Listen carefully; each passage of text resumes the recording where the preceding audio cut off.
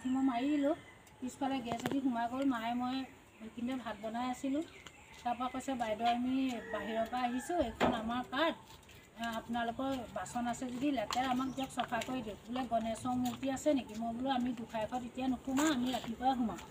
বোলে হেৰি কাঁহৰ বোলে তাৰ মই বাচনখিনি মেলি থৈ দিছিলোঁ, কাঁহীখন লৈ আহি ঘঁহিলে চফা হ'ল।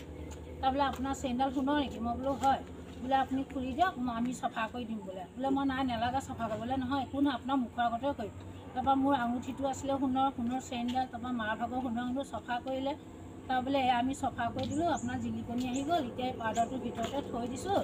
তাৰ বোলে কাগজ এখন বিচাৰিলে, কাগজখন দিলোঁ, কাগজখনত সোণৰ বস্তু 3টা মানে বান্ধি দিলে, দি পাউডাৰখিনিৰ ওপৰতে বান্ধি দিলে, দি পেলাই তাৰ ওপৰত আকৌ পাউডাৰ ঢালি দিলে বগা বগা। তো পাউডাৰখিনি ঢালি দি তাত 3টা ষ্টাম্পুল মাৰিলে। ষ্টাম্পুল 3টা মৰাৰ পিছত মোক ক'লে এইটো আপুনি ৰাখি থওক। সিহঁতৰ হাতত টাৱেল এখন আছিলে, টাৱেলখনে সেই বস্তুটো তিয়াই পেলালে। সেই টেমা এটা বিচাৰিলে, মায়ে আহি টেমা এটা দিলে, টেমাটোত পলিথিনটো ভৰাই দিলে, দি টাৱেলখনত মুচিলে, মুচি ক'লে আপুনি এইটো ৰ'দত দি দিয়ক বোলে, তাৰপৰা বোলে 10 মিনিটৰ পিছত খুলিব। তাৰ মানুহকেইজন আহি আমাৰ পিছফালৰ পৰা আগফাল পাইছেহি।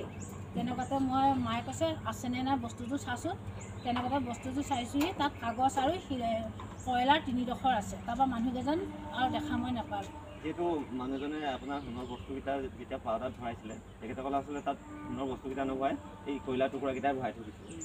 কিন্তু টোপোলাটো সলালে যদিও মই গম নাপাওঁ, কিন্তু মানুহকেইজন অহাৰ সময়ত মানে মোৰ মানে কি হৈ গ'ল মই নিজে গম নাপাওঁ, মানে অবুজ হৈ গ'লোঁ। মানে মই বহিয়ে থাকিলোঁ, মই উঠিবলৈ মোৰ মানে শক্তিয়ে নহ'ল মানে গাত। তাৰমানে মোক টেমা পিছত মই টেমাটো আনি পেলাই উঠি যাব মই নোৱাৰিলোঁ। মায়েহে উঠি গৈ পেলাই আনি দিলে টেমাটো। তাৰমানে আপুনি ক'ব নোৱাৰা নিচিনা হৈ গ'লোঁ মানে। আপোনাক যিটো বস্তু তেখেতসকলে পাউডাৰ ভৰাই দিলে, তাত আচলতে সিহঁতি সোণৰ বস্তুকেইটা নভৰাই তেনেকৈ আপোনাক দি থৈ গ'ল। কিন্তু সোণৰ মালখিনি তাত নাই। টোপোলাটো সলালে যদি, কিন্তু মই ৰখিয়ে আছোঁ, কিন্তু কি হ'ল কি নহ'ল মই সেইটো কথা গম নাপালোঁ। তেনেকুৱাতে আমাৰ মানুহজন আহিছে, কি হ'ল বোলে, মানুহজন আহিলে কি হ'ল মই একো গম নাপালোঁ। ইয়াত সোণৰ মালখিনি মোক চফা কৰিম বুলি ভৰাই থৈ গ'ল, এতিয়া সোণৰ মালখিনি নাই, কাগজৰ টুকুৰা কয়লা 3 টুকুৰ মানেহে ওলাইছে, মানে ডোখৰ মানে কয়লাৰ।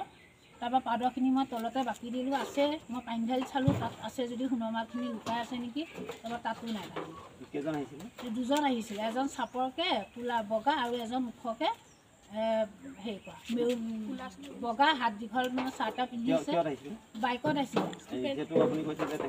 অসমীয়া ক'ব নাজানে, হিন্দীত কৈছে। আপোনাৰ কি বস্তু নিলে?